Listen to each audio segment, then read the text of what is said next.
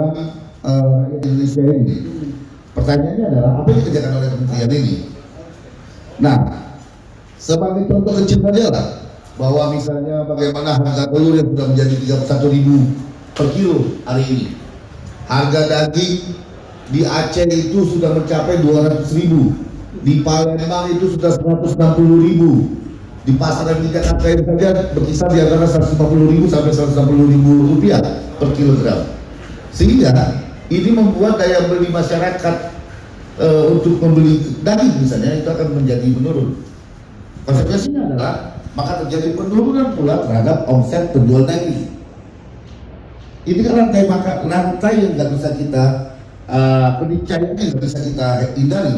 Ketika satu saja rantai ini mengalami kelemahan, maka akan melemahkan rantai-rantai yang lain. Nah, pertanyaannya adalah di mana hadirnya negara? Jokowi itu adalah simbol negara ketika dia bicara tentang kapasitas presiden. Karena itu tidak bisa dilepaskan dari beliau sebagai presiden. Kasihan Jokowi, belum lagi persoalan yang sama yang baru-baru ini mencuat. Bagaimana bobroknya Kementerian Keuangan. Ditambah lagi laporan-laporan dari, bayangkan saja, Senin kemarin itu ada rapat kerja di Komisi 4 DPR RI dengan Kementerian Pertanian. Oke lah, menterinya mengawal presiden ke Papua. Tapi salah satu dirjennya pun yang pada saat itu memang harus hadir juga tidak hadir. Lah ini kan apa namanya? Artinya kedisiplinan juga kita pertanyakan pada kementerian ini. Apalagi mereka mau memenuhi kebutuhan makan rakyat yang di atas 270 juta orang lebih ini jumlahnya. Terus di pasar tradisional para penjual beras juga tidak menjual lagi beras premiumnya.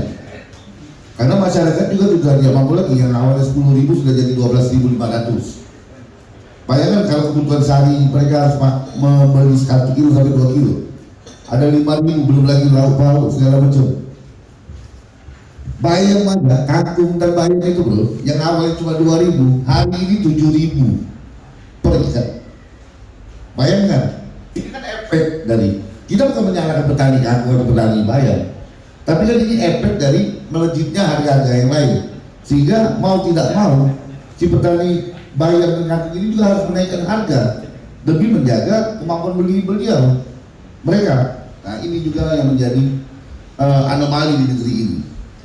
Betul memang di beberapa daerah kita mengalami, kalau bicara beras, bahwa kita mengalami panen raya, swasembada, betul. Tapi pertanyaannya kenapa beras ini tidak nyampe ke Bulog?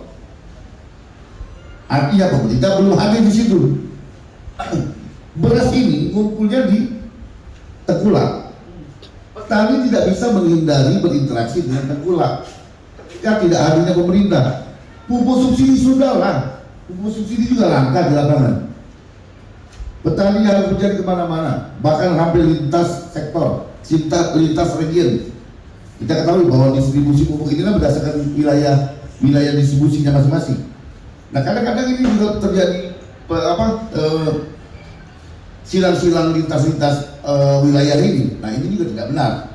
Artinya manajerial yang bermasalah. Untung saja Republik ini kaya raya. Jadi di mana bicara bahwa kita bisa menahan lagi inflasi, sedangkan ekonomi global sedang lagi bermasalah. Jangan sampai Indonesia juga ikut terpuruk.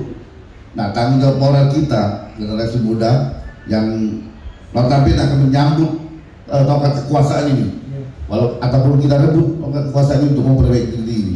Nah mungkin itu dulu yang terkait soal pernyataan Jokowi dan ternyata terjadi ironis di lapangan. Ketika Jokowi bicara swasembada, tapi ternyata harga melejit. Harusnya kan begitu bicara soal swasembada, maka stabilitas harga terjaga, ketersediaan jelas. Di Bulog itu di Senin kemarin ada 230.000 ton ketersediaan, tapi 220.000-nya itu akan dijadikan operasi pasar. Pertanyaannya tinggal 10.000 ton. Begitu udah menipis, nanti ada kebijakan impor lagi. Stoplah impor, berhentilah mencari makan jatah kebutuhan rakyat ini. Mainlah yang lain, jangan main-main perut rakyat lah. Nah itu Bu.